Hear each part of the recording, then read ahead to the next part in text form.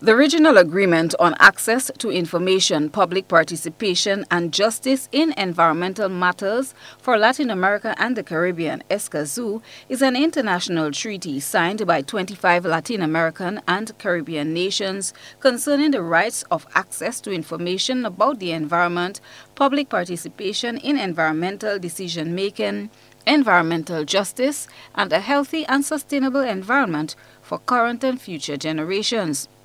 Ruth Spencer, an Antiguan working with non-governmental groupings, explained that this agreement will give a voice to the voiceless on environmental matters, as most decisions are made only by government officials. And because we're in small islands, sometimes these environmental projects bring harm to people and the environment.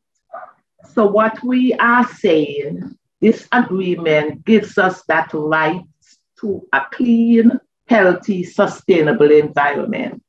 So it means now that we can have a voice in environmental decision-making. If a project is planned for Grenada, the people from Grenada should have an opportunity to share how they feel about it. Kate Wilson, the legal officer in the Department of Sustainable Development and the focal point for the agreement, highlighted the three components of this agreement that will allow for government to be held accountable. So it has three main components: access to information, public participation, and access to justice. And so you need to put in place all the things that the access to information asks.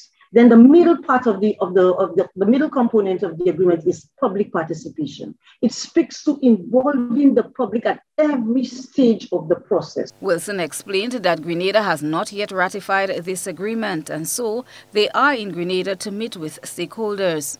We are here because St. Lucia and Antigua have gone far ahead.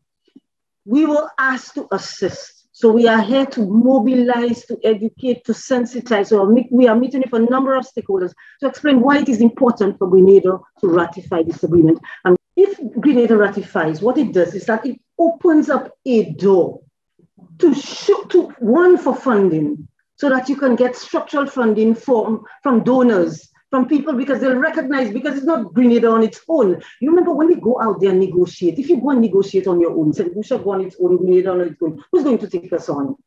So we come together as a grouping that makes us solid. According to Ms. Spencer, the first conference of all the signatories of this agreement will take place next week in Chile, where the rules of procedures will be set. She said Caribbean countries need to go forward with a collective vision that includes the people. GBN tried to establish contact with Senator Simon Steele as to the reason why Grenada has not yet ratified this agreement, but this proved futile. Chrislina John, GBN News.